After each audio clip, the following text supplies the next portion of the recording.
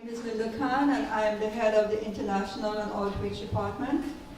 On behalf of the Evans Library and our Dean, Dr. Holly Miller, I'd like to welcome you to our After Hours event. We have several of these events during the semester. If you're interested in getting an email about an upcoming event, let us know. There's a sign-up sheet on the table over there. And also on the table you'll find a flyer for an upcoming event. The restrooms and water fountains are by the stairs, if you should need them. And light refreshments are on the table over there, courtesy of the Evans Library. Everyone should have a flyer. Right? It comes in handy during the event. And Dr. Gordon Patterson will be our Master of Ceremonies. Have me welcome Dr. Patterson.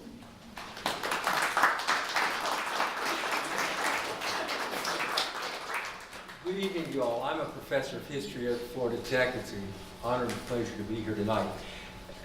Niels Bohr once observed that prediction is extraordinarily difficult, especially when it's about the future.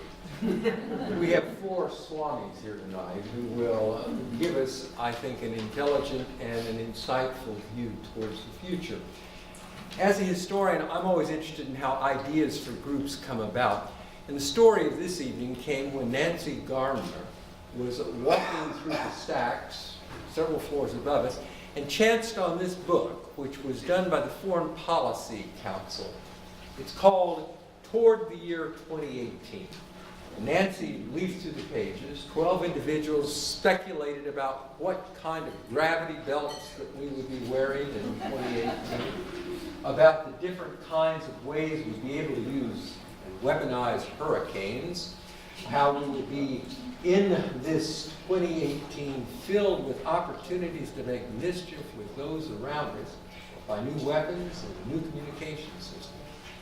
And Nancy then hit upon the idea that since our university is celebrating its 60th anniversary last Saturday on the 22nd of September, the first 154 missile men, there were missile women too, came together in a rented classroom in what's now West Shore Junior Senior High School, and what is now Florida Institute of Technology began. And so Nancy speculated, well, let's look forward 40 years to 2058, when this university will celebrate its centenary, and think a little bit about what kinds of things we might look forward to. This evening, I think you're going to hear individuals talk about different disciplines, different ideas in different places. I think in some ways, I was thinking about the predictions that I will stand by, and as a historian, I'm going to make two. One, Donald Trump will not be president of the United States. Doing better already. And two, I looked on the calendar, and the sun will rise on September 29th, 2058, at 7:10 in the morning in Melbourne, and it will set at 7:40 in the evening. The kind of day that that sun rises to, and the kind of day that the sun sets to, in some ways going to be determined significantly by science and technology, literature, arts, and even history. So it's with pleasure I'd like to introduce individually first the four speakers, and then I'll turn it over to our first speakers. To my immediate right is Joel Olson, who's a professor of chemistry. Beside him is Keith Gallagher, who's a professor of software engineering. Beside him is Hamid Rassoul, who is a distinguished professor of physics. And by him is Stephen Lazarus, who I share a passion for swimming in our wonderful pool in the morning, and both of us look like wet dogs sometimes. Our first speaker this evening will hold their talks to about 10 to 15 minutes. Will be Hamid Rassoul. After Hamid, then it will be Keith, and then it will be Joel, and then Steve will end. And we'll try to keep this in a short enough framework that there's time for questions. So one thing that you need to know is that men and women who look into crystal balls often end up eating glass. So we'll try to keep our eyes on the ball and not get it in our mouth. Thank you very much.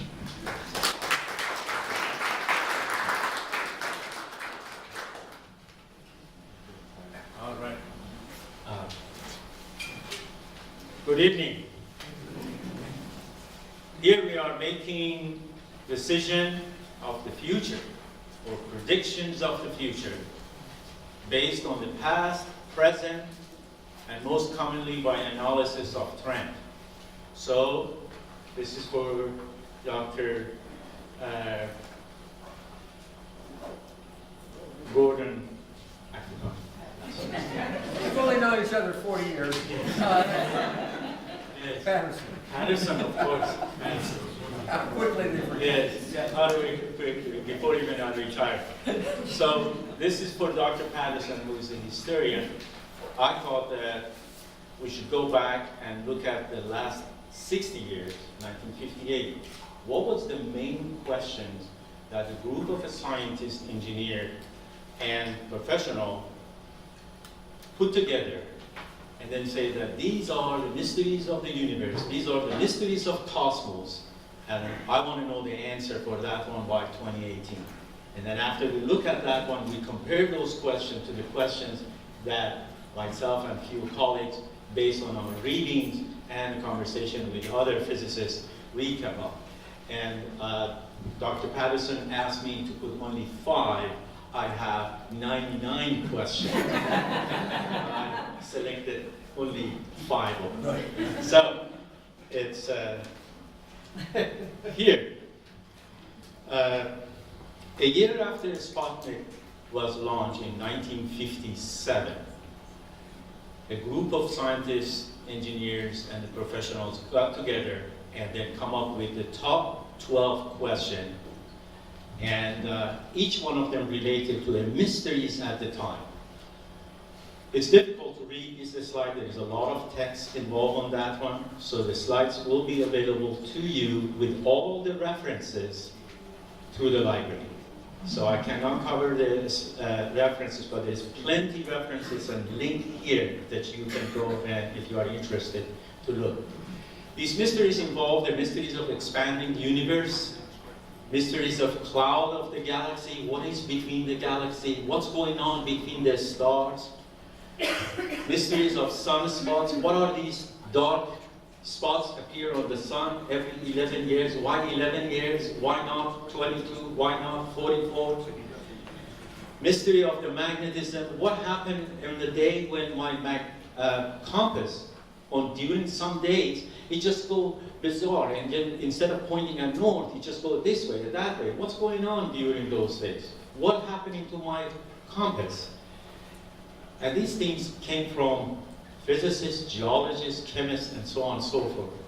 Mysteries of interplanetary expeditions. What will happen if I go to space? What will happen to me? What happened if the capsules lose its pressure? What happened physiologically, and also all the other disasters? Mysteries of the gravity, why things are falling down. If I drop this thing, it's going to fall down. Why not go up? Mysteries of the satellite territory. If I put a satellite in orbit, am I going to hit by one of those meteorites? There are 300 million tons of the meteorites collected every year. These are the little dust particles. Why any of them does not collide with my satellite? Or maybe they do. What I'm going to do? These are expensive spacecraft. What happened to my astronaut? Nobody knew the answer to these mysteries at the time. And so you have the mysteries of northern light. What caused aurora? How many of you seen aurora from north? It's a majestic light. That's a magnificent light shimmering in the sky. What is this? What causing this thing? And then mystery of night sky glow. Not aurora. A faint glow which appear in the sky sometimes, and then some people call it a saint something, I don't know, saint somebody glow. And then, but it wasn't, no, it has nothing to do with the lightning. This is in a quiet night, very clear, usually in the polar region, and that's a very beautiful pink glow. And so, what is it? The other one, mystery of cosmic ray. These charged, high energy charged particles. And the mystery of jet stream. For my colleague, Dr. Lazarus here. What are these strange 300 miles per hour wind flowing between, say, 10 to 15 kilometers? What causing these things?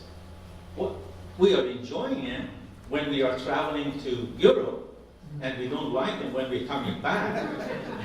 But it's, what is this? And then mysteries of the lunar expedition, which associated with each of these mysteries, there were these questions. What, like for example, on the lunar expedition, will human orbit and land on the moon? That was the question.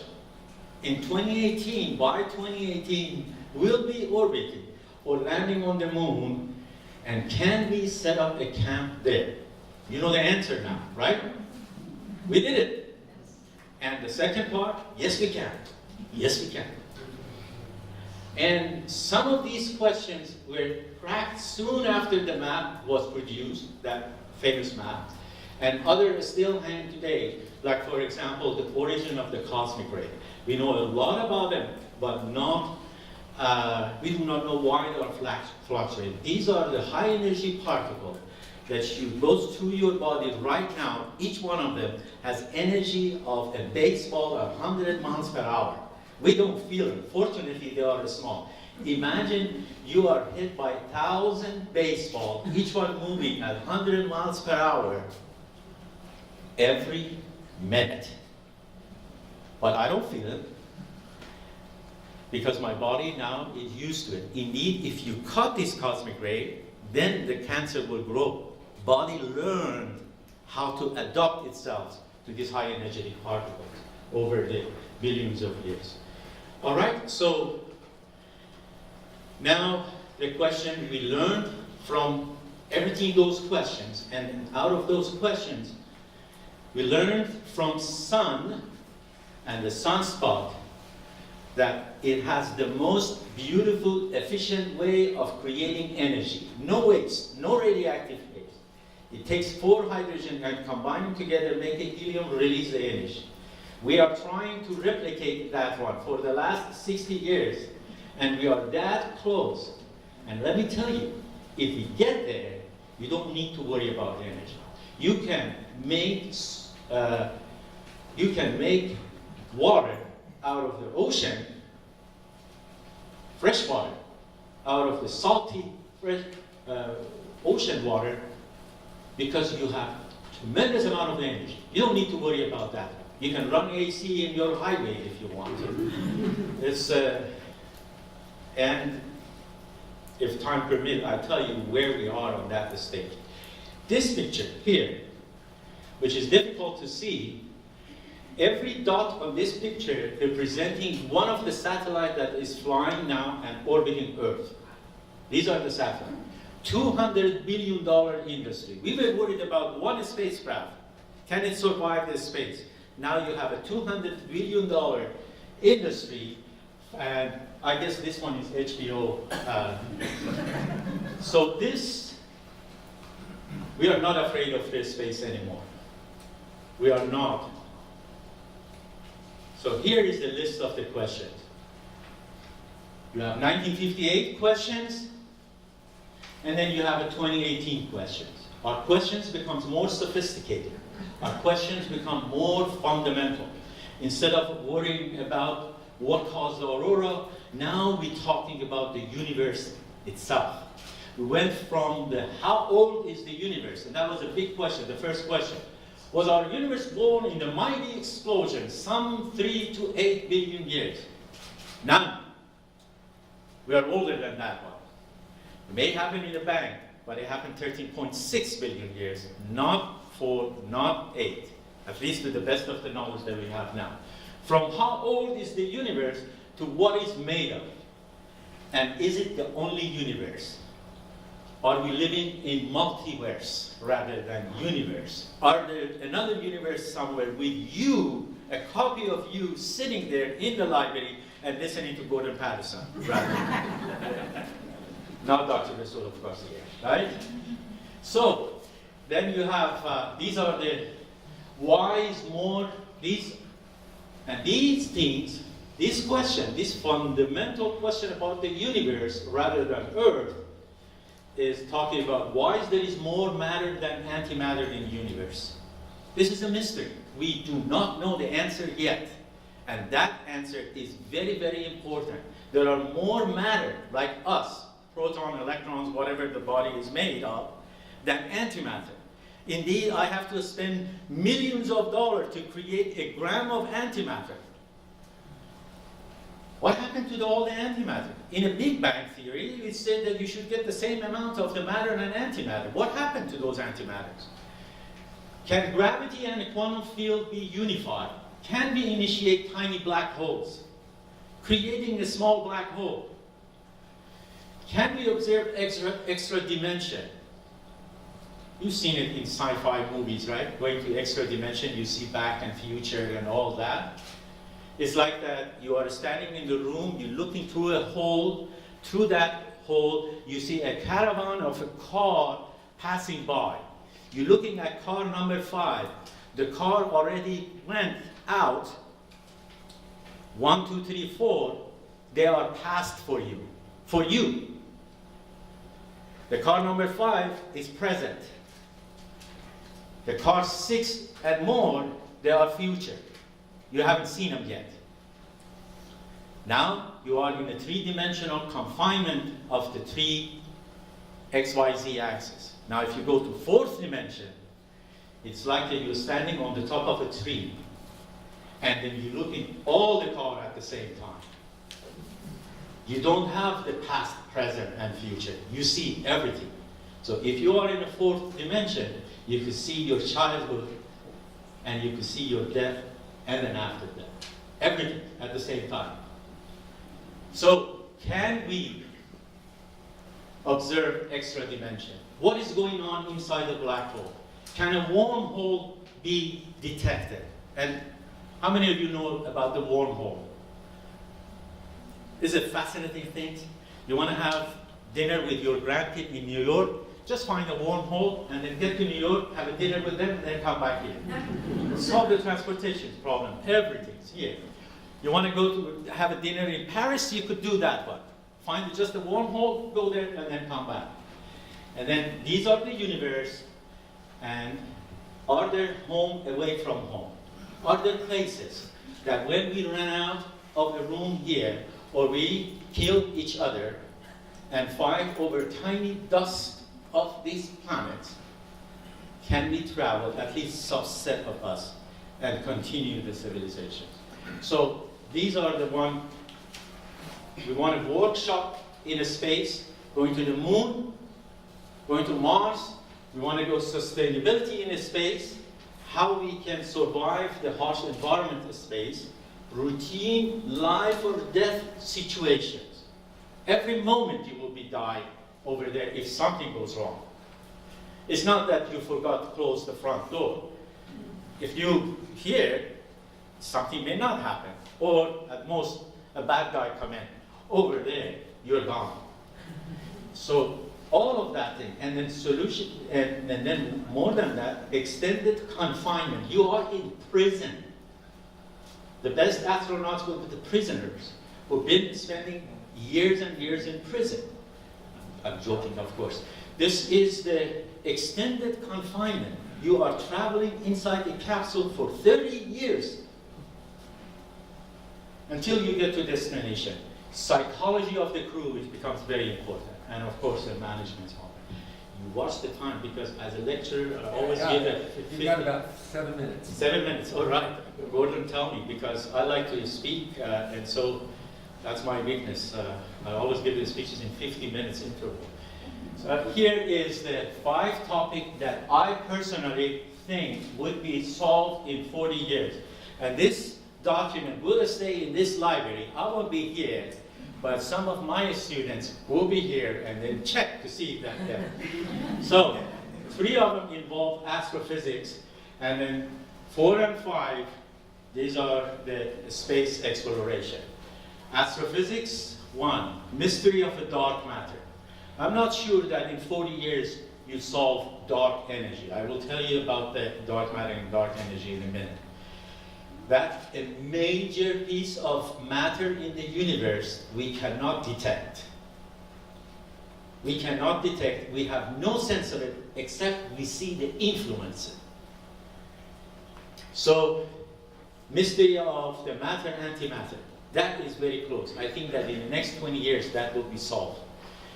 Mysteries of quantum gravity, that's tough, but that is on horizon. And all of these things with the references that I provided in these slides, you can go and check to see what is the status of the knowledge on Hamid fields. On space exploration, finding new homes, and on space exploration, going faster with less energy. Breakthrough the star shot. You remember Moonshot project? This is a star shot project. One of our spacecrafts going with the speed of maximum 0.5 the speed of light. So getting to the nearest star in less than 20 years, while extending the transmission, each way it takes 4 years. So if you say hi, the spacecraft doesn't hear until 4 years from now. After 4 years, it will say that, hi, what do you want? And then you hear another one. That is a fantastic idea and $100 million prize for somebody to come up. This is the little bit of the physics about this dark matter, dark energy. Only thing I want you to pay attention to this one. 4% of the matter in universe is everything we know about the galaxy, moon, you, me, my dog, and my cat. So it's gone. So everything that we have is just a 4%. What we do not know about the universe, 21% of the matter and 74% of dark energy. There is an energy which is causing expansion of universe become faster and faster. We see it, but we cannot detect. What is it? What kind of a particle is this? And so the physicists, theoreticians, they come up with all of these nice names for them. Theoretical, axioms, WIMP. I don't know, they have neutrino and machos, and all of these type of particles that only exist in the mind of mathematician and physicist. Why do I see the future of the three questions that I put there? Why I'm so optimistic? These are the reasons here. There is a whole lot going on in these three astrophysics, in my opinion, than any other subject that I study. And I'm very optimistic you can read these things later on.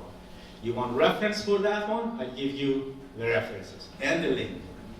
And for those of you who don't want mathematics, then probably the first one is discussion. That's CERN. No, that has a lot of mathematics. And then there is this one. Reading, this one has low mathematics. But there are top scientists who write this article. For dark energy, these are the ones. And then, finding new homes. There are two frontiers in quantity. One, human living in space, moon, Mars, and asteroid workshop. You heard that one, the Japanese just landed on an asteroid, right? There's a quite incentive to sit on asteroids. There's a lot of good material and mineral that can be mined from the asteroids. So let the private industry take care of it. You do not need the Space Force to go after asteroids. Don't militarize the space. Let entrepreneurs and scientists and the companies, oil companies, whatever they want, they go after these resources from their point of view. Promising technology on radiation shielding. This is some of the work is going on here at Florida Tech. Now, one of the biggest danger of space is radiation. And some of our colleagues here, they're working as the spacecraft move into space, is create a magnetic field. For those of you interested with the term magnetosphere, they create a sphere of a magnet around the spacecraft where the charged particle can be deflected. And so finding habitable exoplanet. In 23 years, we've gone from not knowing any planet beyond our solar system 23 years ago. We didn't know a single planet outside of our solar system. Now we know thousands of them. Every day we find another one. And then now we are focusing on finding the one which is just like Earth.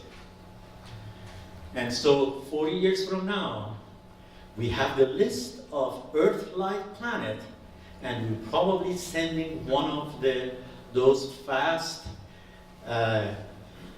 tiny satellite, which is called the Astro Chicken. If you do not know Astro Chicken, Google Astro Chicken. Astro Chickens are a very tiny, small satellites which they can repair themselves, and they can set the environment, and the time to time when they feel, they communicate. This is Friedman Dyson. Those of you who are familiar with Friedman Dyson, this is Friedman Dyson's idea in 1950s, presented as a Dyson tree, Dyson sphere, and this Dyson chicken, Astro Chicken. Very fun. Yes, sir. And that is references for finding homes in space, right there. And this is the last one. This last slide. This idea, this crazy idea, breakthrough star shot, is part of the breakthrough initiative, listening to the extraterrestrial, listening, finding their messages, watching them, and then going after them. These are the four main projects, each one of them $100 million prize, and it was the Zuckerberg and Hawkins and then some other scientists, they put it together, where you are accelerating a small satellite using a high-powered laser, and we are there. So laser is not only to cut the drone from enemy, but to push your spacecraft to the next frontier. Thank you very much.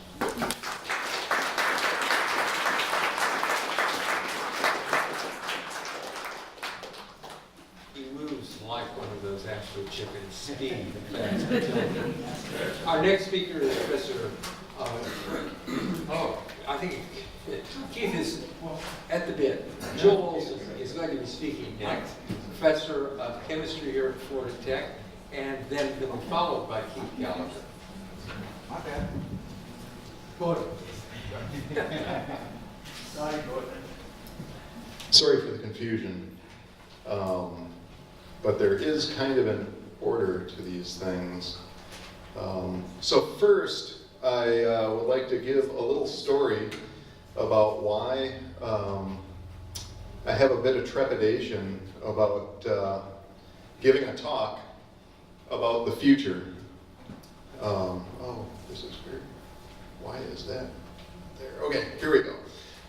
When I was in graduate school, one of the things I enjoyed doing while I was in graduate school was wandering the hallways at the University of Wisconsin in the chemistry building, because graduate students would put really interesting little tidbits of news and other just interesting items taped onto the doors. And one of my favorites was a list of bad predictions that really smart people had made. A couple that come to mind are Lord Kelvin, who once said, "Heavier than air flight can never be possible." Oops. And another one of my favorites is Bill Gates, who said, "No one should ever need more than 740 kilogram." So those are stuck in my head as I was approached for this, and makes me just a little bit nervous about this. Well, I have three main topics. We're going to go from very, very large that Dr. Rassoul was talking about to now very, very small. I am a chemist, which is essentially molecular science.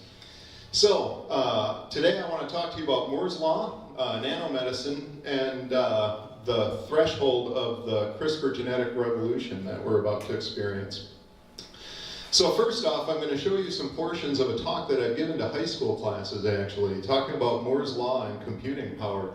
And I love this right here. This is from 1951, UNIVAC, which is the Universal Automatic Computer. This was the first commercially available computer. It would operate at about 1,900 operations per second. It occupied 35.5 square meters of floor space. That's how big that was. They sold 46 of them, and the cost started at $159,000. And by the way, these are $1951, $159,000. But then once people realized, oh, these computer things can actually do something good, valuable, and interesting, the price went up. And they ended up being about $1.5 million. Let's fast forward now to a couple of years ago, iPhone 6, that's what I still have, because I'm cheap. Anyway, this is a recent version, still in use, of the most successful line of smartphones. I'm guessing almost everyone in this room has one, some sort of smartphone in their pocket right now. For this particular phone, there were 7.5 billion operations per second that this can do. By the way, that's the equivalent of about 4 million UNIVAC computers, just roughly speaking. So that's pretty amazing. You have 4 million UNIVACs in your hand. It's much, much smaller. There were 85 million of them sold, 13 million on the first 3 days that it was available. So the question is, oh, and the cost, $600 to $200, depending on how you got yours. And so I just want to talk a little bit about why that's possible, and then what this means for our future. So UNIVAC was based on this vacuum tube technology. So the technology utilized these things. Actually, any guitar players in the audience? I'm a guitar player. Electric guitar? Do you have a tube amp? No? Okay, a lot of people do, because tube amps give a sound that a lot of people like. So you can still buy vacuum tubes, and they're still used in certain consumer electronics. It turns out that they're not incredibly useful for computers because they fail a great deal. And they're big. You can see the size of it here on the left is compared to a penny. Well, fast forward, now what we have is we have microchips and microprocessors. So now, each of those tubes, by the way, essentially is a switch. That's the point of each one of those things. And they're used in networks that perform logic operations. Well, what's happened in the intervening years is we have developed solid-state electronics and the ability to miniaturize these solid-state electronics, such that now we have many, many, even billions of these individual switches that are available on a really minuscule, tiny, tiny chip. You can see a picture, it's about 1 millimeter by 1 millimeter maybe, of that one on the fingernail there. All right, so this brings me to Moore's Law. This was something observed by Gordon Moore back in the 1960s. He was, God, I'm gonna get the semiconductor company wrong. He was at a semiconductor company. And he was a director of technologies, or chief officer of technologies for it. And he observed that computing power basically doubles about every year or maybe 2 years. But the key is that it's not a linear relationship, it's an exponential relationship. It keeps on doubling. So this is a plot of Moore's Law from 1970 to modern day. And what we see on the left here is these are transistor counts. This is the number of transistors in the processors that we have in our computers. Notice that it's a logarithmic scale, which is why this essentially looks like a straight line. And we have time along the bottom.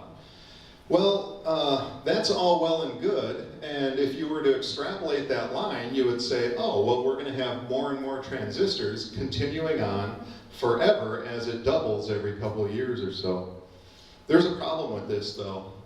This is something I found on Intel's website. They were very proud a couple of years ago because they announced that they had now been able to produce 10 nanometer sized devices in their chips. So it turns out what's been happening so far to give us more and more processors is that the processors have been miniaturized. And the reason that we're able to do this and have this amazing computing power in our pockets is because as the processors get miniaturized, they use less power. And that's another big, big aspect of this. Well, we can see here that Intel was saying by 2018 they would have a 10 nanometer transistor, and that would increase the density of the transistors. And when you see this transistor density, think computing power. That's basically how you think about it. Now, there's a problem with this. The problem, some people say, is, well, we can only get so small because you can't get smaller than an atom, which is true, but actually the limitation is far larger than just an atom. And it has to do with a quantum mechanical effect called tunneling. So when we learn about atoms in grade school, they say, well, they're these tiny little balls and they make everything. And we think of them that way, but it turns out that's not quite right. A better way to think of an atom is actually like a fuzzy sphere, almost like a cotton ball is a better way to think about individual atoms. And this is because of the wave properties of electrons that are around the atom, and they end up not being specific in terms of where they are. So if we consider this classical boundary in the diagram on the right, whenever the electron is outside of that classical boundary, that's what's called tunneling. This, by the way, is near and dear to my heart because my primary area of research is scanning tunneling microscopy, which utilizes exactly this tunneling effect to be able to explore the atomic and molecular scale phenomenon. Well, if we get two of these things close to each other such that that fuzziness starts to overlap, well, then electrons can travel across there. So now what you'll have is, remember, each of these transistors is a switch. Now what we have is a switch that you cannot turn off, which isn't a switch at all, right? So it becomes much, much less useful. And that limitation actually resides, the theoretical limitation resides at 1 nanometer. So even in theory, we can't really get smaller than 1 nanometer. It turns out, engineering-wise, it's difficult to get down to 10 nanometers.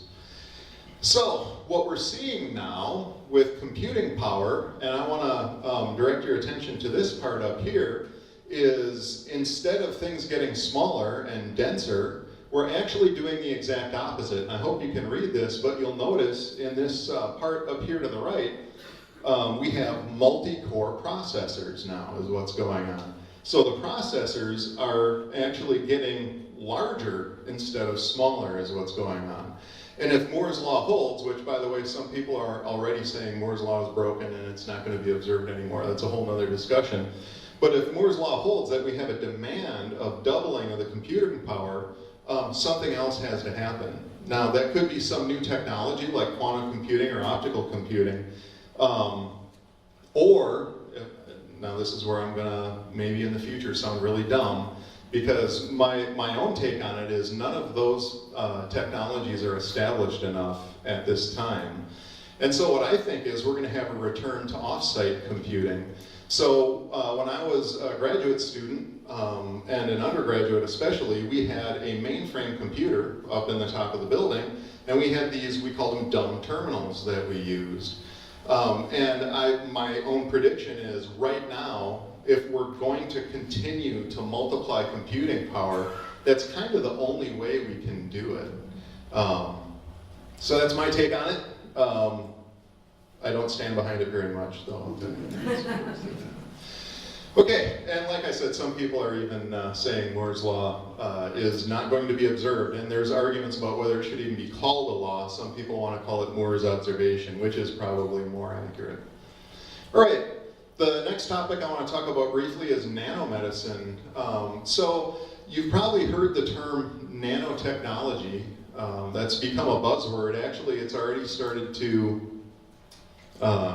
decrease in use. It's kind of funny, going a little bit out of vogue in terms of publications and scientific publications. But I want to focus on this word nano first and what it means. Basically what it means, and this is another quantum mechanical effect, is that the properties of matter change dramatically when they get smaller. And here's just one example.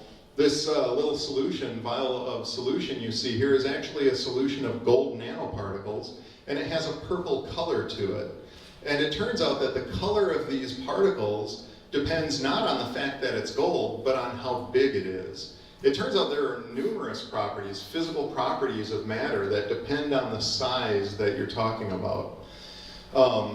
It turns out that this isn't anything new. Here is the Lycurgus cup. from about the year 300, and they knew that if they took gold leaf and put it in with, say, ceramics and whatnot, they could get a red color out of it through exactly this effect. They had no idea why it was happening, but they knew that they could.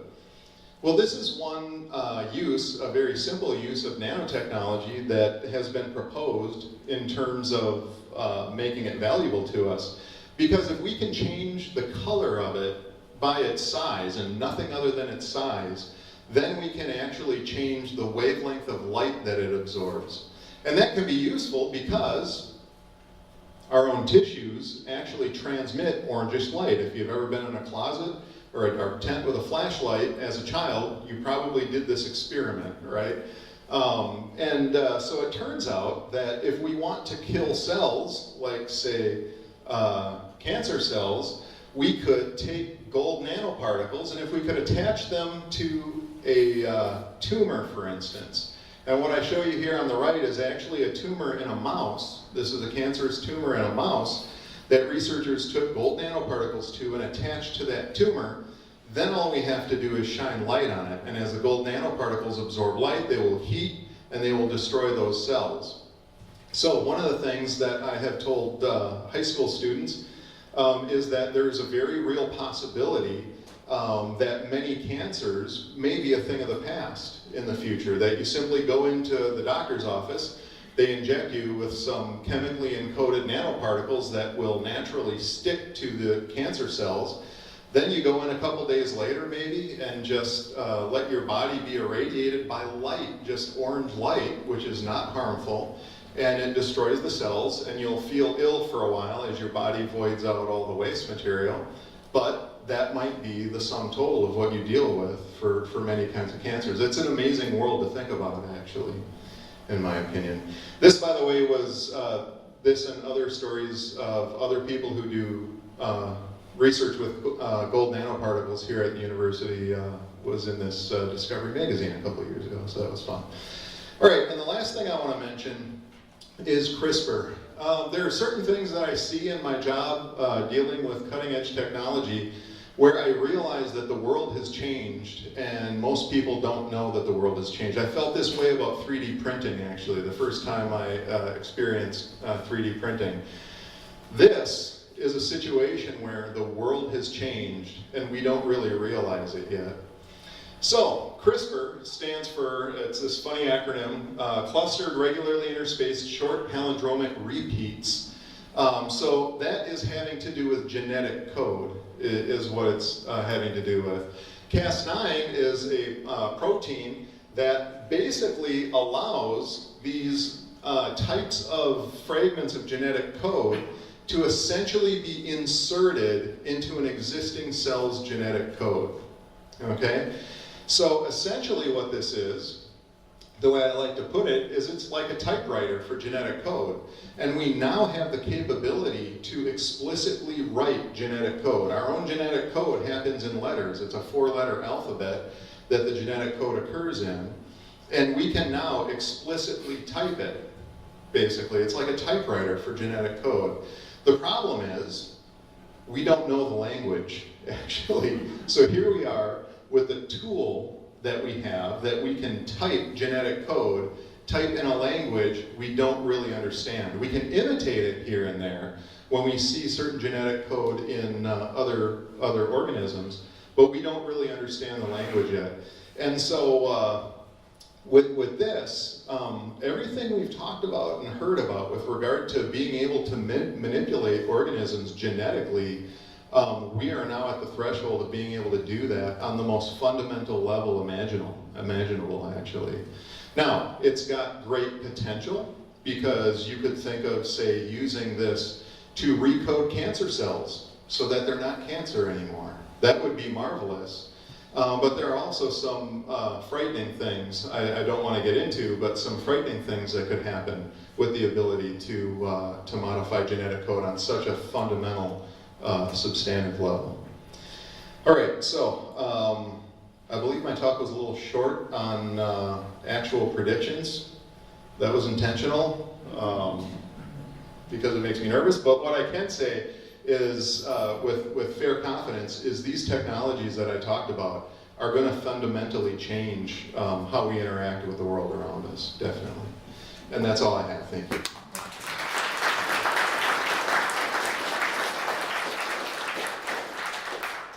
Thanks so much, Joel. Our next speaker is Keith Gallagher, who's a software engineer, who will tell us a little bit about a lot of things connected with Here's your homework, class assignment.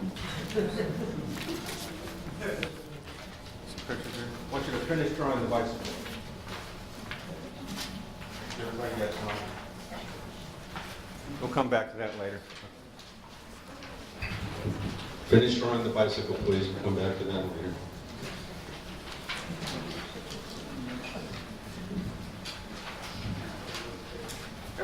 Everybody knows a bicycle, right?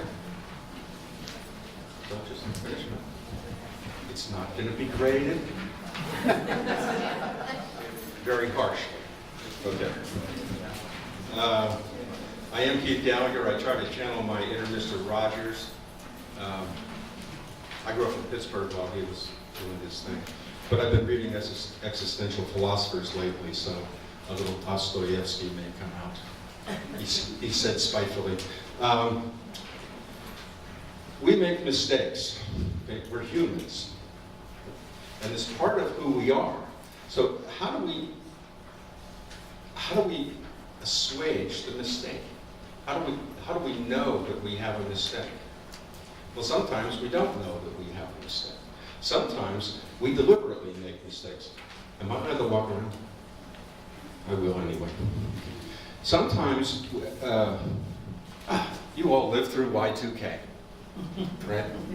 I have to say, I helped create it back in 1977, and I helped to fix it in 1999. I think my work contributed to that. The point is that we made a decision about something that was going to happen because it cost too much money to store 19 in front of everybody's age, because storage was very expensive. Okay, to look at the size of the computers. I worked on $1 million computer and got paid $10,000 a year. Okay, now what happens is people who graduate FIT get $100,000 a year to work on a $10,000 computer. I mean, that's really how it's changed. All right. So we made a deliberate decision to make an error. Because we're not going to put that in there, and then it became, okay, now what do we do about it? Okay, and then we had to figure out how to fix it. And actually the way that we fixed it is we kicked it down the curb. We created the Y10K problem. If you think about that, we had a 2-digit date code, now we have a 4-digit date code. And all the computers will be breaking again in the year 9999. We won't care. I think. Okay, so sometimes we deliberately make a mistake. Okay, other times we make a mistake because we're in a hurry. I don't have the time to do that right. Or I wish I could do it right, but I've got to get this thing out the door. Right? Or you say, I don't even know. Not even that I don't know. I don't know that that was supposed to be a layered architecture, and I built it anyway, whatever a layered architecture is. And then the fourth one in this list is, oh, if I could do it again, I'd do it differently.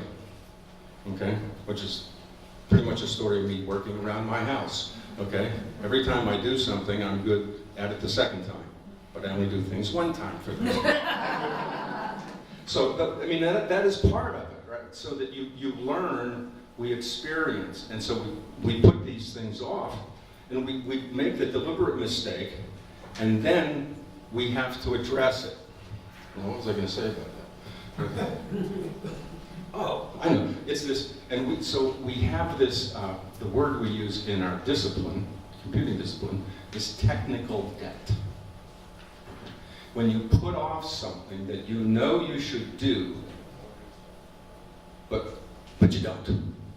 Okay? And for I don't know, for those of you who write or have written anything, the famous thing that I tell my students is cut and paste. Okay? Because that's the lazy programmer, right? There's some code over there that looks like I need it.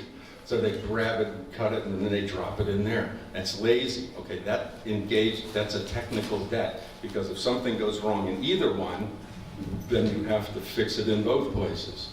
And in fact, if you paste it all over the place, you're pasting an error all over the system. So you have to be careful about how you do that, and you build technical debt into your system, and it has to be repaired. People are getting PhDs these days on technical debt and how to fix it. Because it's a hard problem. Okay? So,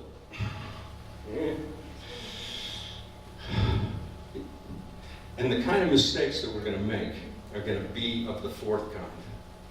If we could do it again, we'd do it better. They're not going to, it's not Y2K where we made the choice to not store the 2 days. Okay, and it's not because of a pressure to get something out the door, and it's not because we didn't understand something, it's because we didn't understand it, and we didn't even know we were wrong. To paraphrase someone from our past, unknown unknowns. Okay? And because we're humans, we can't figure out what those unknown unknowns are, which leads to the bicycle. Yeah, it doesn't need that bicycle. It's just all right.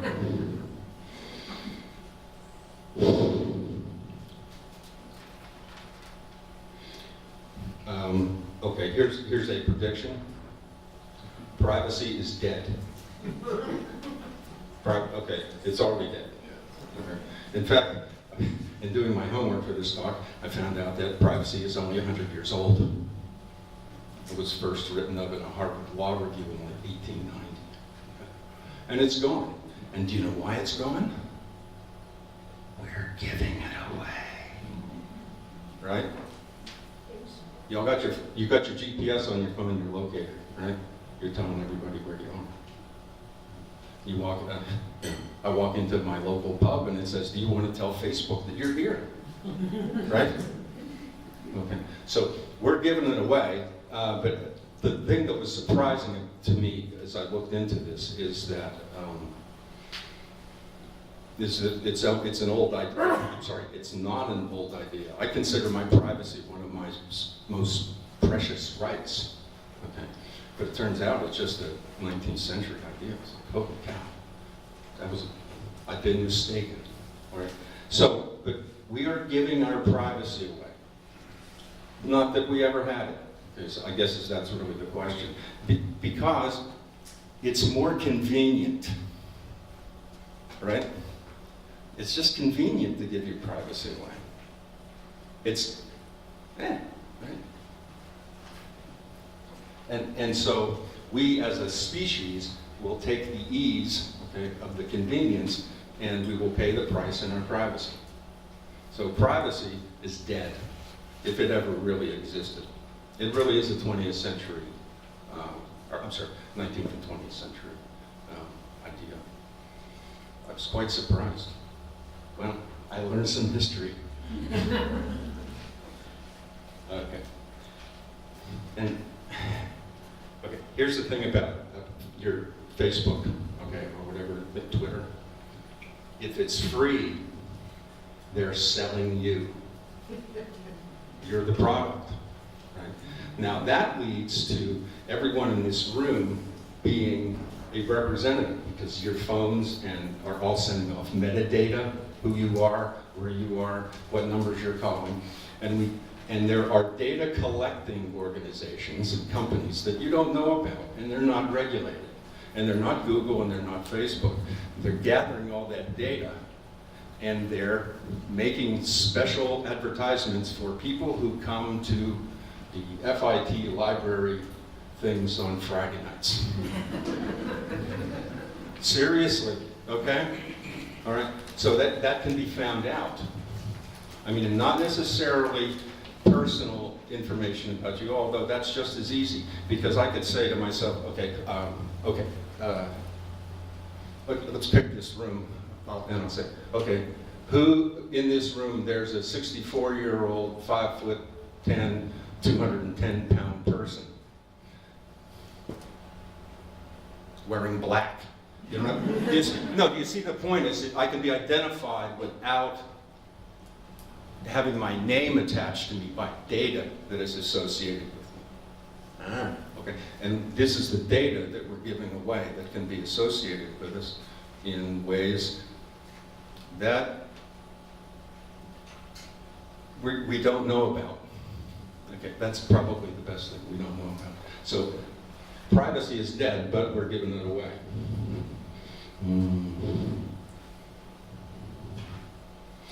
Who are you? You know who you are. But if I have your username and password, I'm you, right? You get in front of your machine and you say, you type in, I type in K. Gallagher, my ID, my password, I hate students, and I'm logged in. Okay, well, but now that you know that, you all go log in and you'll be me. There's no way to know, there's no way to tell who's there.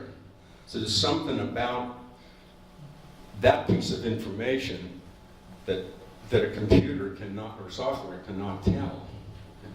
So there are things about me that are, you know, my eye, my fingerprint, my voice, size, weight, hair color, iris, things like that, where I could stick my, all right. Those are things that are with me, but they say who I am. But my username and password doesn't really identify me. Does that make you nervous? Good. All right. You should be nervous. All right. Here's another one. If you use, anybody use sign in with camera? You don't use a username and password, it looks at you? Yeah, facial recognition, that's the word. Thank you very much, ma'am, for helping me out of that technical hole. Okay. Facial recognition. Here's a question for you, folks. Who owns that picture? You own your face, right? I mean, there is law, right? Okay. But there's a representation of your image stored somewhere in the cloud. The cloud, you know what the cloud is? Somebody else's computer. With all your other data. Yeah. So, but there's a representation of your face. Does that belong to Microsoft or does that belong to you? Who owns this kind of stuff? So these are some of the things that I think that we need to be thinking about. Okay, I talked about companies finding our data. Oh, and you're wondering why I'm having you. Okay, did you finish drawing the picture of the bike? Anybody can draw? This isn't one of my usual classes where people sit and text all the time. By the way, here's my gag. I can tell when my students are texting because nobody sits with their hands in their lap and smiles. Okay. Okay, let me, this, what'd I do? Come back to life.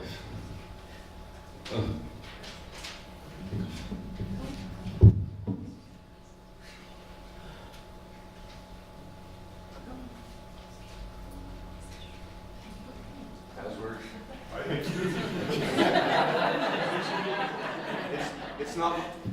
It's not my machine. And at FIT, we have to have numbers on there too.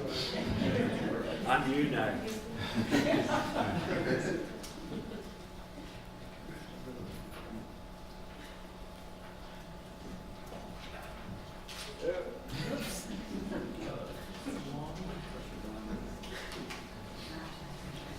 If I were really clever, I could be picking up the password.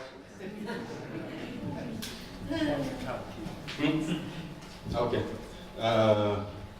Downloads.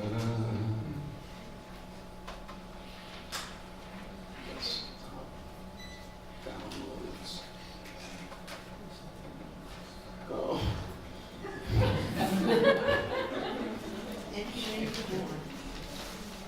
How many of you have something like that? Okay. How many of you have something that's not like that? And okay, and That's the point about our heads. We all think we know about bicycles. We ride bicycles. We can use one, right? But if I say, how does it work? All right, you need the gears. You know, some people draw the gears here, okay? Some people don't put the bars in and connect it, put the things and connect the spokes, okay? When I did this, I actually drew spokes and gears and all those other sorts of things, okay? Because I work on bicycles, but some of you don't, and that's okay. But what did you do? You knew about bicycles, so you filled it in. And that's why these mistakes that we don't know that we're going to make. Because when we don't know, we paper it over. Okay? So that's the takeaway from the kind of mistakes we're going to make in the future. Thanks for listening.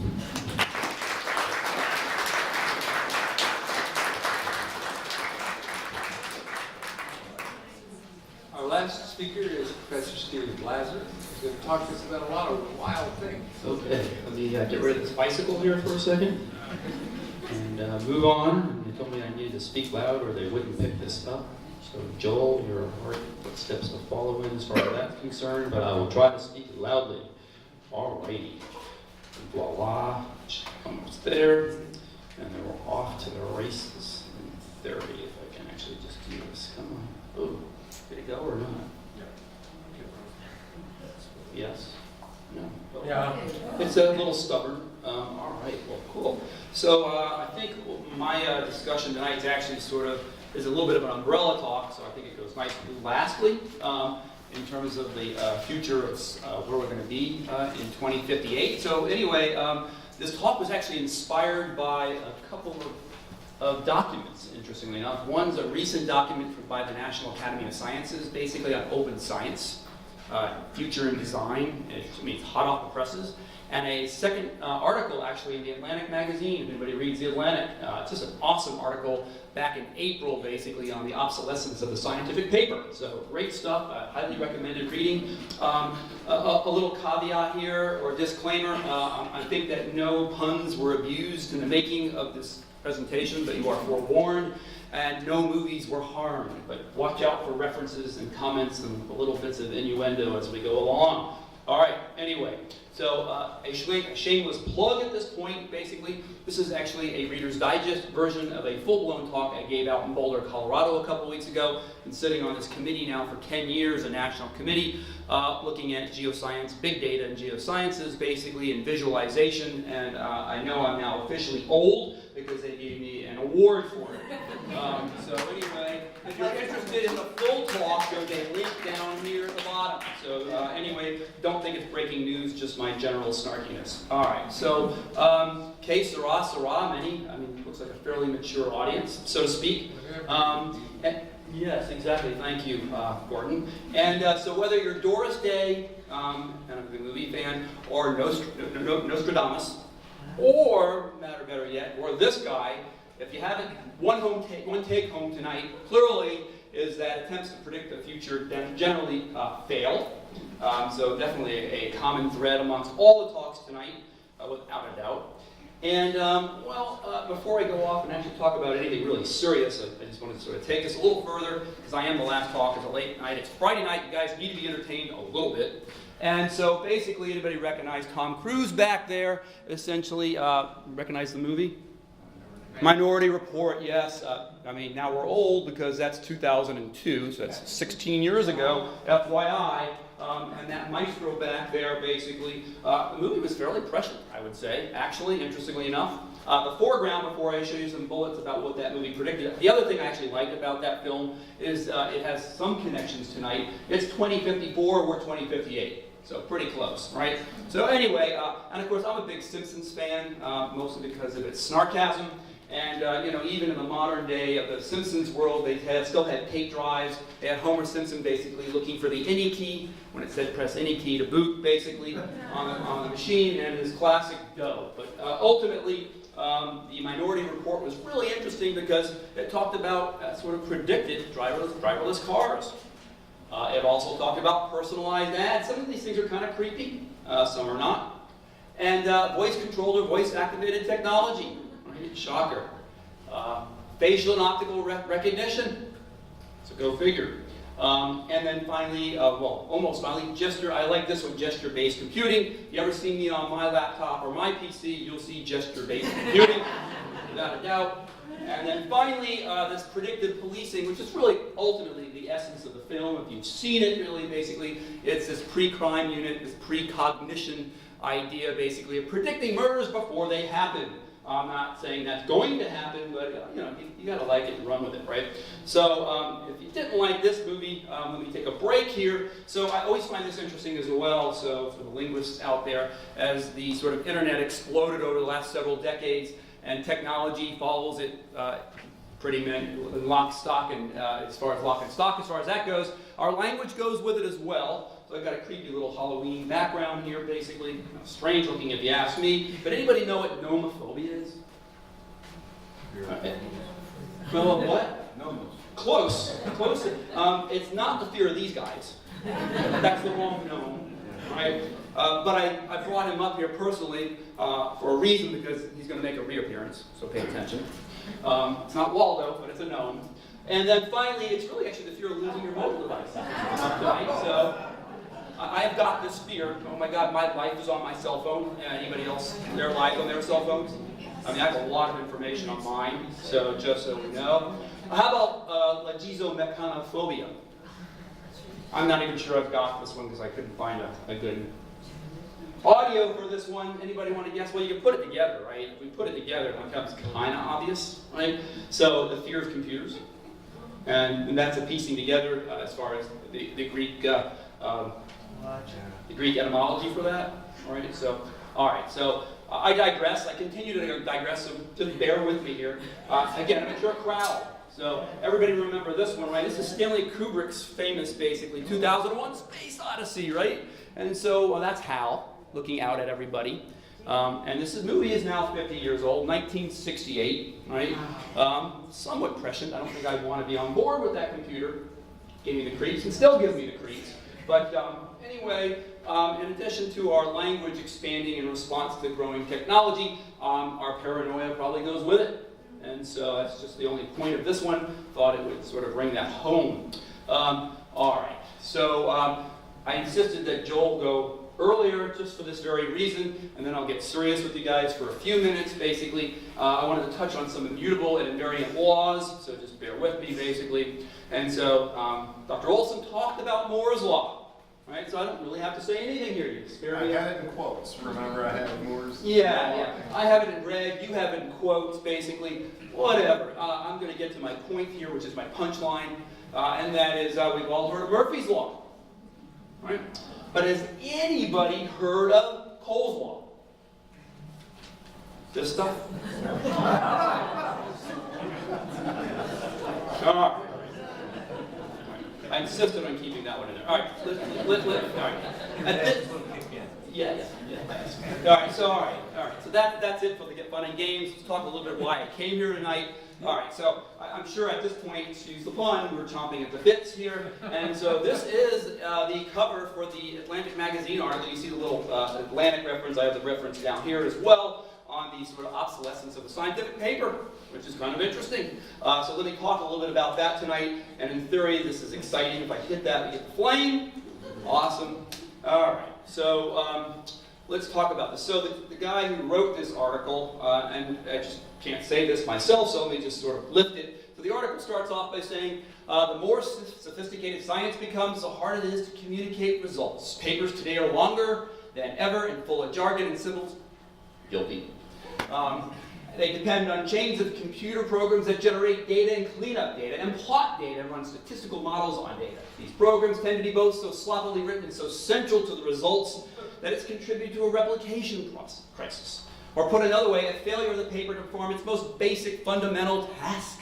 And that is to report what you've actually discovered in a way that's clear and concise enough so that somebody else can discover it for themselves. This is the whole idea of reproducibility. We've lost it.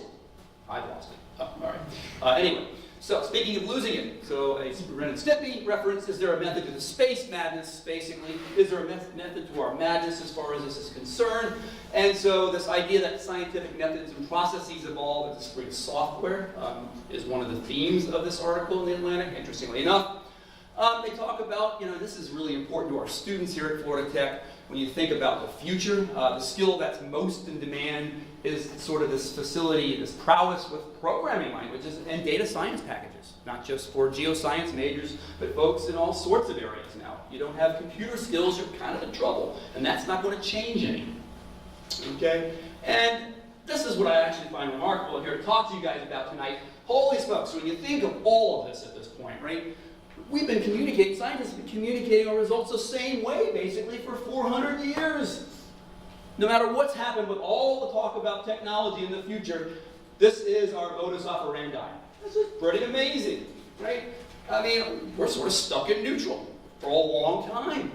All right, so you have open source, right, journals, basically, open access journals, things are online, basically, but these are static, uninteresting papers in that context. They're still pictures, static pictures on a page, and text. That has not changed for 400 years. Okay, so let's press on, and actually talk about Gutenberg for a second in the press. And so ultimately here, actually, interestingly enough, just to give you perspective, is everything. I always tell my students, God, you have to have perspective.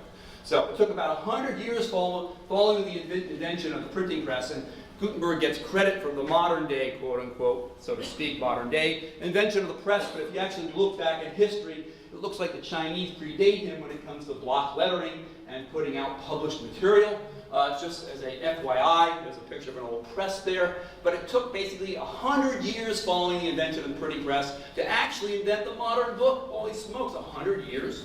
That's a long time to wait, basically, when everything you needed was right there to do it, to mass-produce books and send them out to the community. So there's this entire period, basically, where this new technology existed, but they just were using it to do the old stuff. If you get my drift, which is kind of interesting. And this is actually a quote directly from the guy who developed the iPad prototype, Brett Victor, when he was at Apple. So kind of interesting. So, as you know, this is my comment here, as software development and computer technology continues its inexorable march forward, you really have to ask whether we're even making the best use out of the tools we currently have. This is a fair question, right? As we look forward, I think part of that importance of looking forward is assessing where we are now and whether or not we're actually making good use of things. So, something to think about. All right. So this guy did some really cool stuff, and they talk about it in this article, so I wanted to share that with you guys. So what would you get, he asked this question, what would you get if you designed a scientific paper from scratch today? So this former, basically, iPad prototype developer asked this question and gave himself free rein to answer it, which is kind of cool. And so he picked this article by Watts and Strogatz, and you might recognize Strogatz, he's a famous mathematician that actually published a whole bunch of articles in the New York Times a while back, basically on mathematics. Anyway, these two they didn't just choose this paper out of basically the ether. It turns out actually, I was looking at the paper today, I actually downloaded it and started to read it because I have nothing better to do with my free time, but it's quite an elegantly concise, pretty high clarity article, very short, just a couple of figures in it basically, just 3 pages, and for a scientific paper, as my colleagues know, 3 pages is amazing. Better yet, and I have to say, I have citation lists like this as well. I'm being facetious, of course. The nearly 40,000 citations gives you an idea of the importance of the article. If you're an academic, clearly that's phenomenal. So he took this article, and I'm not going to distill the essence of the article for you, but I am going to sort of set the background for you when you think about science, its delivery, and how you might do it better than just the old 400-year-old format. And that is one thing you should think about is that the software mode is a dynamic medium and a paper isn't, which is kind of a nice way to think about it. And it really seems odd, I can't underscore this enough, it really seems awfully odd that research is typically shared, continues to typically be shared on paper only. You have to be kidding me, really? It's just amazing. So for the article, this Victor basically brings it to life. And so let me just jump to the picture here that he brings to life. And I don't know the details of the dynamic systems that he's working with, but he's making connections basically with infectious diseases. And the interesting thing is that he has this sort of notebook approach, where he animates through interfacing the data, basically, a web-based interface, essentially, that's dynamic, where you can enter parameters and pretty much reproduce one of the three figures. And this is one of those in the article. And it's threaded with a bunch of text as well. It's a story. It's telling a story. It's bringing the data forward, basically, bringing the concept forward, and it's animating. It's highly dynamic, right? So this is a really neat concept. So let me walk this through. Okay, so we call these, and you'll see different references to them, but they are exploding. This is the Computational Notebook, and those in computer science or in other areas at FIT probably are using these. They're fantastic. They're really not that new. If you know Wolfram and Mathematica, it's been around a long time, but it's proprietary. So I'm going to talk to you about open source here in a second. So this brainchild, anyway, the Computational Notebook goes back to Theodore Gray, basically, who was inspired by an old Apple code editor, which I get excited about as well. And I love it. I had to put back in the day. It just has different meanings to different people when we mean back in the day. It's not when dinosaurs roamed the earth, not that far back. But we'd run code. And this is if you want to really go back and look at stacks of index cards. That was before my day. But we'd run code one line at a time, or all at once. And the editor lets you basically highlight part of the code that you just ran for that piece. Okay, back in the day, right? We were excited about being able to stop it, and debug our code. Wow, awesome. This is great stuff, I thought. And so the Computational Notebook, though, is just an amazing extension from that concept of decades ago, and it's designed to transform, essentially, the scientific programming process into an interactive exercise that basically makes the user and their data more connected. And so this is really kind of neat stuff. All right, so the idea to write a paper in a notebook ultimately is to revealing results and method at the same time. Results and method at the same time. It's a process of discovery. Isn't that what science is all about? A process of discovery. It's fantastic, right? So this is some work I'm doing, and what I failed to tell you or haven't told you, ultimately, is that these notebooks can be run in a web browser. Awesome. You can program in a web browser in segments, basically, debug, interface it with data. I've got some examples of doing some work with some folks in the physics program, Dr. Rassoul on lightning, upper atmospheric lightning, gigantic jets. And so what I've done here in a browser is bring in infrared satellite data from the new GOES 16, those pretty colors you're looking at on here. Then I've taken some lightning data that I've stolen from the physicists, basically. And those are the little dots scattered across of that. Then I've taken Hurricane Center data, and that's the track of Harvey south of Puerto Rico last summer. And so all these data sources are being folded into this web browser, basically, for a user, not just myself, but I can load the notebook up to GitHub, and somebody else can experience the same experience that Dr. Lazarus has here, and voila, there's a connectivity to these gigantic jets, which are ultimately something that I'm interested in. One of those lightning bolts, one of those circles on that figure to the left, is responsible for this feature that you're seeing on the right. All right, so open source science and computational essays. What can I say about them? So some people are very prescient. So this Theodore Gray, this ex-Apple guy, basically, quote, said that obviously all scientific communication, all technical papers that involve any sort of data or mathematics, modeling, graphs, plots, yada, yada, yada, obviously don't belong on paper. And he just says that was just completely obvious since 1990. You kind of, this gives you an idea of the inertia in the system, right? When people know this for that long. It's an article from Nature. I did notice that the date's not on there back in the, these are interactive notebooks. This is at least 10 years old, this article in Nature. And I think this is even more important in terms of moving science forward systematically. It's at the core of science, and that is with millions of scientists working worldwide to produce italicized incremental contributions, really the only way to have those contributions really add up ultimately, and so that others can really just actually build on them is through this sort of process, at least efficiently.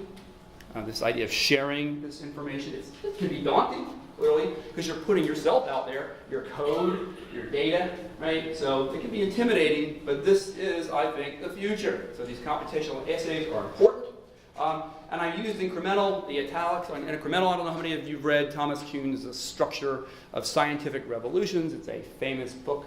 I like it because most changes in science are incremental, really. The paradigm changes, basically, the rise out of the ashes of classic Newtonian mechanics to relativity, those kind of things are rare, very rare, right? So these incremental changes are important, and this is how science moves forward, for better or for worse. So I call this computational socialism, in deference to my computer science colleague, but I really see these open source software is kind of like that. So this guy, Fernando Perez, developed a notebook called IPython, which I stands for interactive, definitely interactive, okay?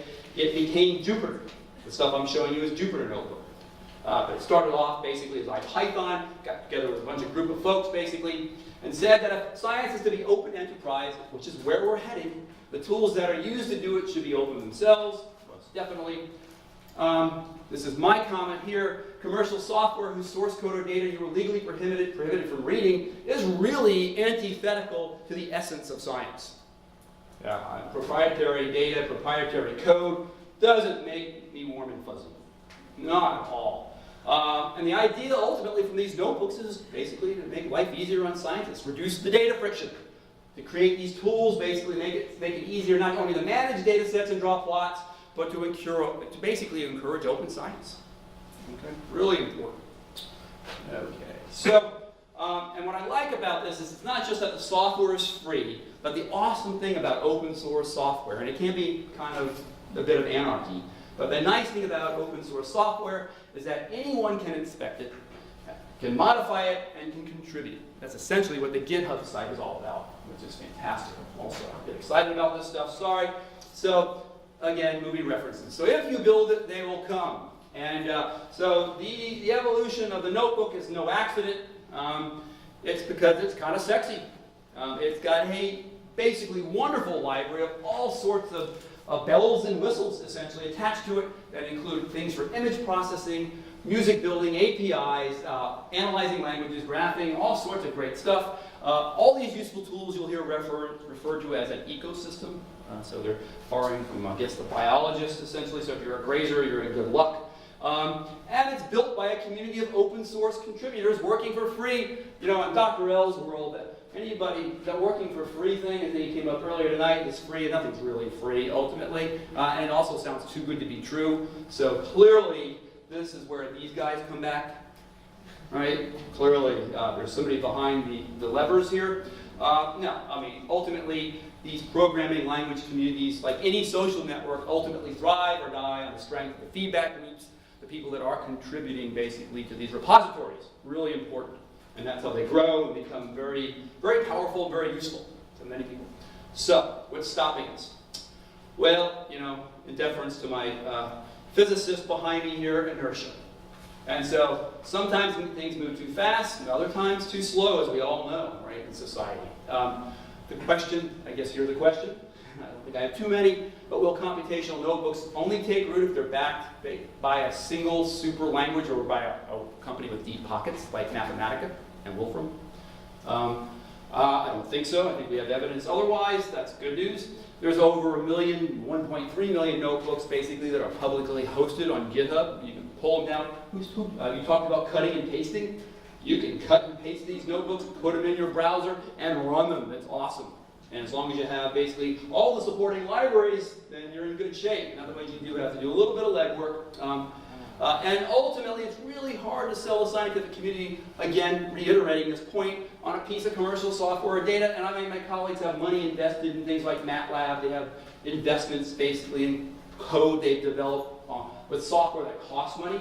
But for the up-and-coming generation, that's not the case. So this is kind of important. So I'm going to wrap it up with this sea change and my cavemen in the lower right basically protesting the creation of the wheel. And just to sort of wrap it up and just say this much, that, again, making predictions is dangerous, right? Anyway, it'll be a while before computational notebooks really replace the classic PDF in scientific journals, so don't get too excited, gentlemen. And then, clearly, why? Because this is a whole change of mindset for the scientific community. We get 400 years of inertia we're talking about here, right? But this would mean changing the incentive, basically, structure of science itself, which is We won't go there. That's another talk. Ultimately, some data is so valuable and costly and good, no one in the right mind would share it. No way. Yeah, absolutely no way. And then let me just wrap it up then and just say basically, until journals require scientists to submit notebooks, and until sharing your work and your data becomes the way to earn prestige and vogue, as they say in France, or funding, people are just going to continue doing what they always do. Thank you.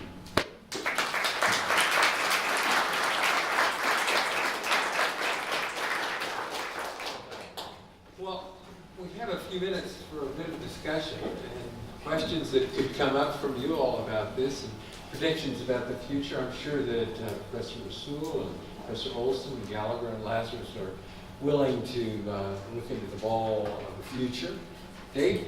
I think there's got the makings of a course here, or maybe even beyond that, from the various departments. These people do metastasize, yes. That's exactly what we do. We breathe. Thank you, Dave. Anybody else? Sure. I would like to hear from you, like when you put all of this together from the scientific point of view, how do you think it will shape the society, like the social structure we have today? Well, I think that these talks, and I'm not an astrologer, I'm a historian, but they're all hitting upon fundamental questions about what kind of place will be. And I think Steve has put before us a really, daunting set of challenges in that, in fact, the scientific papers that we read today really grew out of Aristotle.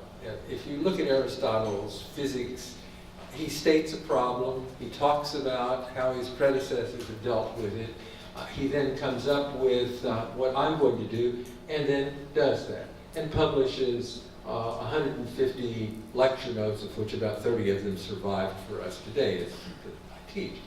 What Steve is talking about, what I think Keith and Joel and Hamid are, is that we'll be perceiving the world in a very fundamentally different way, with an openness and challenges of data exchanges. So the peril of that is, I've published in my 45 years as a professor in standard journals, a number of articles, and I've written books. A year or two ago, I wrote an article for an open source journal. And since then, I've been invited to write papers in conferences on syphilis, and all kinds of, it's like these animals are out there just constantly sending.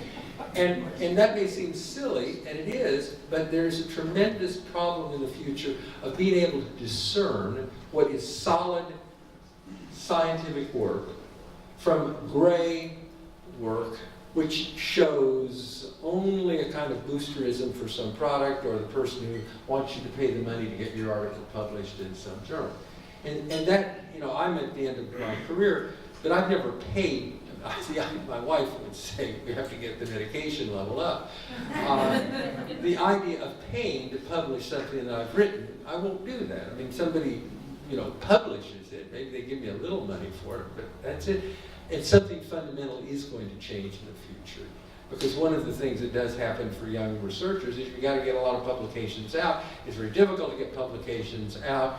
And so we're going to, I think, run into a data problem in terms of how do we separate the wheat from the chaff. And we've been pretty good with referee journals.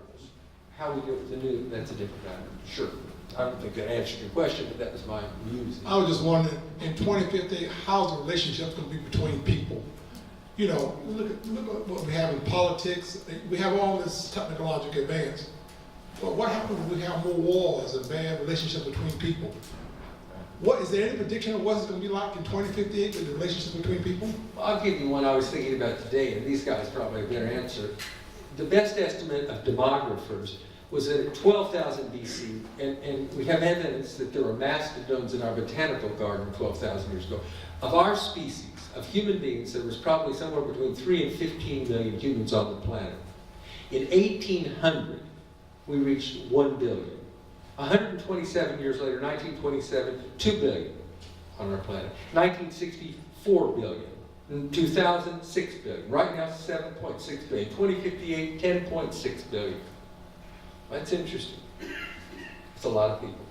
Same time, World Wildlife Fund, The London Zoological Society has come up with a planetary life index. The estimate is that 50% of the existing species on this planet won't be here. Won't be here. Those are real problems that are out there that are ones which we'll have to address. In 1798, Thomas Malthus wrote a book called An Essay on Population. He said that there are positive checks and negative checks on population. Positive checks, those are the things we can do that Keith has talked about, and the problems we can solve because we got it wrong the first time. Things like, for Thomas Malthus, marry later, have birth control, well, hold off your first child. The negative checks, Parson Malthus, those are the ones. War, famine, pestilence. I'll make a prediction about 2058. We were pretty good in the 20th century. We're ahead in the sweep. We killed 58 million people in 2 world wars. 21st century, we'll see. Those are dour things, but I'm a historian, and historians deal with dead people. But I hope that our young people will be active in changing that. And science is the best bet we've got on this, frankly. It's the one that I'm interested in pursuing. People ask the difficult questions. So that's, I'm eating glass, so I'm sorry. There might be a lot of nomophobia. There might be a lot of nomophobia because even now there are more devices than there are people. Okay, you've got a phone and a pad, right? Okay, there's 5 billion phones on the planet and 7 billion people, so add in a few this and a few that. And so something interesting is going to happen. If I knew what, I'd be rich. Or I'm happy. I want to say something about the wall between the people. I was part of a core of scientists observing behavior of astronauts in a very confined environment. Underwater, you put them there for some period of time in a room 10 by 10, 10. And then 3 of them, they have to leave them, or 4 of them. And a diver would go give them a food, and they have to stay there 1 week. And we have the camera and all of that on. It was a very interesting experiment with that, especially when we brought international astronauts. They have to sleep in a very confined area. Sometimes things get nasty. And the wall grow between them because of the culture, because of they don't understand. Because, but after a while, since they have a unified mission, a unified goal, every experiment that I've been involved, the final result was positive. I think that humanity needs to think about wall. I am talking about the physical wall to protect the big city. You've probably seen the movie Blade Runner, or those of you seen Blade Runner 2. When I was watching that one, when the sky is flying over a big wall between ocean, when the sea rise is coming, because of the global warming in the future, the sea rise is attacking the cities, and now there are walls that have to protect these cities. And I was thinking that, oh my God, one way all the wall between human have to be resolved to a physical wall protecting us from a very angry, dangerous nature, which is lashing on us because of the things that we have done to it for years and years. So we do not need wall between the nations. We need the wall to protect us from angry nature. And those are because of some of the things that we have done to it. So, You mentioned how a little confined space. Earth itself is a confined space. Yes. And the word that keeps coming to me is mutual extinction, which, by the way, is inevitable anyway because the Earth only has a finite life, and human beings are expanding at such a rapid rate, the population you talked about. do we really have the intelligence to overcome these problems? And inevitably it is that we will have to live among the stars. We can't stay here. This gentleman had a question or observation. I mean, you can answer that question if you want to. Okay. So, building on the intelligence thing, I mean, I hear and I agree that, you know, population and explosion of information and global abuse, get it all. The question I was going to ask is, do you guys think that artificial intelligence is something that is going to be a significant change agent? Absolutely. Yes. If we ever going to build a sophisticated computer, if we ever going to build these funny names, as for chicken that I've talked about, where it has component of electronics and component of biological, and there are research is going on right now, we need to have artificial intelligence and need to go in that direction. So it is a component of the future of mankind. Here comes some of the Nietzsche I've been reading. One of my favorite papers, written in 1974 by Drew McDermott, is entitled Artificial Intelligence Meets Natural Stupidity. And that relates to the unknown unknowns. So I'm just sorry.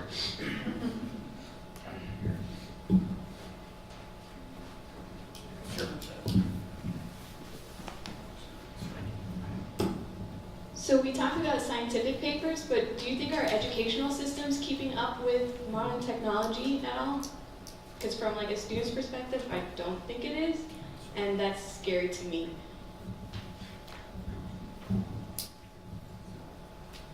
Let's defend the academy, boys. I think that is the best that we have.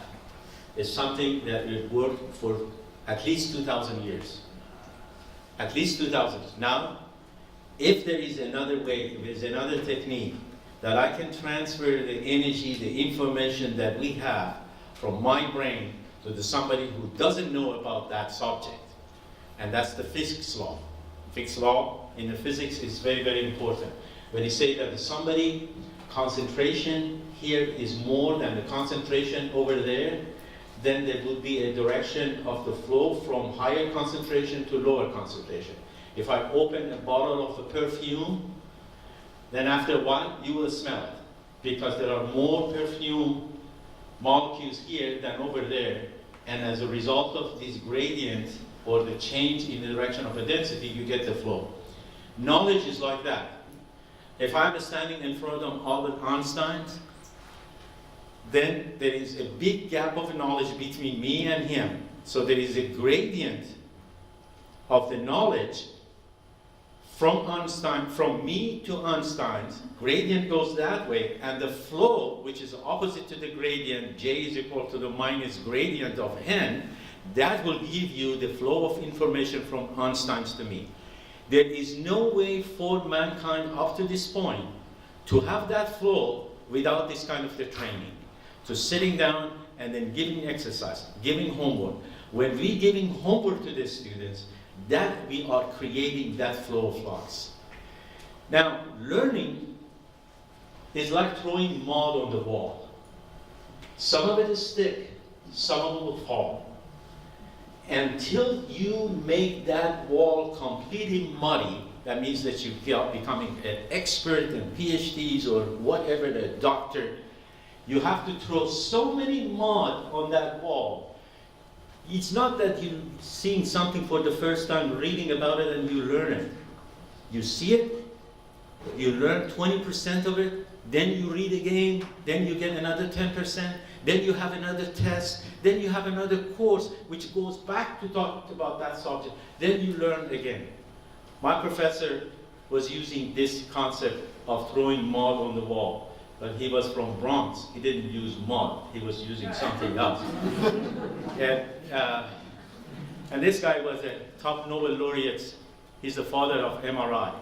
Those all of you who had an MRI. This is the guy who invented MRI. So this guy believed that the pressure, the torture that you give, what we call as a student, we give to the students, that is the best way that we learn it. He said that the most sweet sweat that you have, the second most sweet sweat that you have is when you're sitting down and trying to solve a problem and you cannot do it. You know what a frustration for the students when you cannot? He said that preserved that moment. He never told us what is the best sweat, but he said that the second best sweat is when you do not know the answer to a problem. Then you know that there is a big gradient of the knowledge has to come in. So that is the way that we have it right now. Until we find a way to transmit the information, then we have to go through this torture of the homeworks and the labs and all this. I have an opinion about teaching, because I've been taught a lot. And I tell you what disturbs me is I want my students to take the blackboard from me or the whiteboard. I'm concerned that my students sit quietly looking at their devices. I'm concerned that my students ask me after we've had, a really good, couple of moments, will this be on the midterm? I'm concerned that my students are looking at their future as careerists. That they're thinking about, I get my card punched at Florida Tech, then I'm going to go do a MA in some other place, and then I'm going to do that. I'm concerned that my students don't stand up and say to me at times, I think you're wrong. Give me the chalk. And that's the kind of dialogue we need. That's the kind of Socratic moment. Question, answer, right to the front. Nobody knows it all. What we are is a bunch of guys up here that are on a journey of inquiry. And the sharper we are, we're sharp if we ask good questions. And we keep on, and like Hamid was saying, Kepler at one point said, Lord, let me make great mistakes so I can make even greater discoveries. So, I'm a child of a different century than my students. And when I think back on my education, it was the men and the women that provoked me and made me at times angry and made me say, I want to do this, but I want to do it better. And that, I think, is what we need. And that's been in every institution. There are people like that. And, it's just natural. You're discontent, great. Move on with it. Rub the sticks together. Thanks. John, that's a great question. I was actually listening to Sal Khan this morning. It started Khan Academy. I'm sure many of you are familiar with that. And he was explaining how mathematics, how people learn at different stages and how the math is built upon previous. And his videos that he has, and he's got thousands of them on there,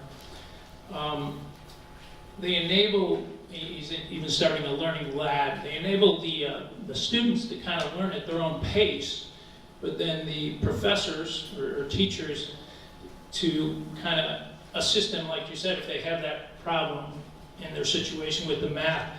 But along the way, they may have had some gaps where they didn't learn this or they didn't learn that, and that could have caused some problems. And he explained that there may be 3 different levels, and so the professor has to teach to the mean, the average. And so you got some students that are bored, you got other ones that are just don't understand it. So, in fact, my nephew teaches math for junior high school, and he's going to start changing his whole program to that, because he also allows professors and instructors to use his things. But I think he went to MIT and Harvard, MBA at Harvard and stuff. So we're taking a look, and it's just some new ideas, and we are in a different paradigm. So it's a great question. I would like to respectfully disagree with Yes, sir. my learned colleague. But there's the flow of, what was that, the flow of the perfume, right? I'm standing here. But if somebody puts a fan right there blowing in my face, you'll never get it, okay? All right?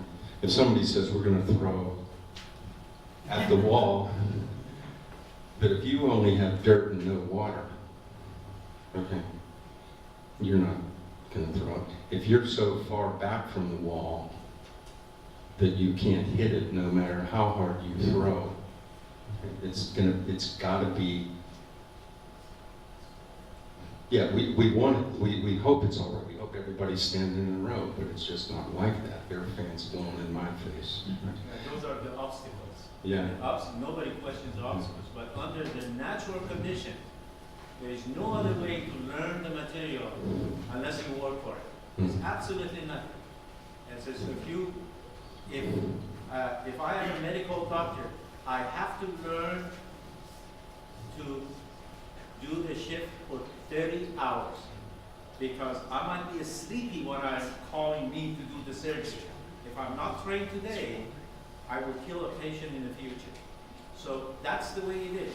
Learning is painful, but you can make it joyful too, because that seek of knowledge, that brilliant of understanding something for the first time. There were many moments in my career that I knew something that nobody else on the surface of this planet knew about it. When I discovered something, one of the X-rays, for example, nobody on the surface of the planet knew that the lightning emit X-rays except myself and my colleague. And we were having a rain dance in our office at 11 o'clock at night. When my wife was calling and saying, when you guys home? I said, we are still on the road. And we were in the office, we were dancing, we knew that sense of learning, it doesn't matter how old you are, and young or old, if you remove the obstacle, the joy of the learning will help you to go through the pain. Agreed. I mean, look at us, we live to learn. That's what we do. I mean, we're learners, we're not, you know, in fact, I don't like the word teacher. I'm not a teacher. I'm a bench scientist in the classroom sharing what I know so that I can make other bench scientists. Okay? I don't teach. Teaching means I can change somebody else. And in my first 2 marriages, I found out I can't change anybody else. Why don't we break into individual conversations, and there's a few more cookies. Linda, you want to say something about what's coming ahead? She wants me to look at my watch or pat my arm. Good. I think that's a signal that the library is about to go to bed. So good night. Don't let the bed bugs bite.